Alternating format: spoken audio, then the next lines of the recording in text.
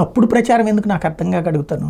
ఇప్పుడు వక్ఫ్ ఆస్తిని ప్రభుత్వం, కేంద్ర ప్రభుత్వం స్వాధీనం చేసుకుంటే ఖచ్చితంగా దుర్మార్గం, లేదా వక్ఫ్ వ్యవస్థను రద్దు చేస్తే ఖచ్చితంగా దుర్మార్గం, లేదా వక్ఫ్ వ్యవస్థ అనేటటువంటి దానికి ఉన్నటువంటి అధికారాలను తీసేస్తే ఖచ్చితంగా దుర్మార్గం.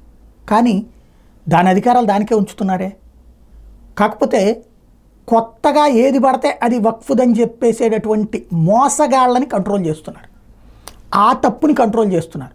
ఎందుకంటే నీ ఇంటి ముందు వచ్చి ఇది వక్ఫ్ అంటే కాదని నిరూపించుకోవాల్సి నువ్వు అది ఆర్డర్ వేసేటటువంటిది వక్ఫ్ ట్రిబ్యునల్లో ఉండేదంతా ముస్లింలే. అప్పుడు వెళ్ళి ఏమని చెప్పాలి, ఏమని నిరూపించుకోవాలి? కాదంటే హైకోర్టుకి, సుప్రీంకోర్టుకి వెళ్ళాలి. ఇక నీ ఆస్తిని ఇది కాదు. ఇలాంటి దందా అనేక రాష్ట్రాల్లో జరుగుతోంది. ఎవడి చేతిలో పవర్ ఉంటే వాడి చేతిలో జరుగుతోంది. మైనార్టీల బుజ్జిగింపు కోసం జరుగుతున్నటువంటి తంతు ఇది. ఇలాంటి సందర్భాలలో కలెక్టర్కి అధికారాలు ఇచ్చారు. వక్ఫ్ వద్దని కూడా చెప్పాల. ఇది వక్ఫ్ అని ప్రకటించాలంటే కలెక్టర్ డిసైడ్ చేయాలి అది వక్ఫ్దా కాదా అన్నది. ఎందుకంటే వక్ఫ్ అంటే ఇవాళ కొత్తదైతే అనుకోవచ్చు, దశాబ్దాల క్రితం, శతాబ్దాల క్రితం ఉన్నటువంటిది కదా. ఇప్పుడు కొత్తగా అంటే ఏంటి, ఎవరన్నా నీకు రాసిస్తే వక్ఫ్ అని, అప్పుడు దాంట్లో జమ చేయాలి, అంతే కదా, సింపుల్ లాజిక్.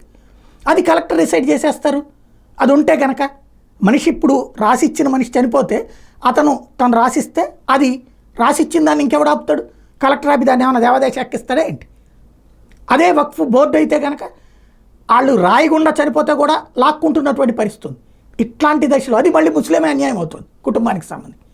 ఇలాంటి సందర్భంలో ఒక చక్కటి ఆలోచన చేస్తే వక్ఫ్ చట్టమేంటో, వక్ఫ్ చట్టాన్ని గురించి చదవకుండానే వక్ఫ్ చట్టం బీజేపీ చేస్తుంది కాబట్టి మతోన్మాదం, లేకపోతే తప్పుడు పని చేస్తుంది, తెలుగుదేశం ఏం చేస్తుంది, తెలుగుదేశం సమాధానం చెప్పాలి, ఇట్లాగ రెచ్చగొట్టే ప్రయత్నం చేస్తుంది.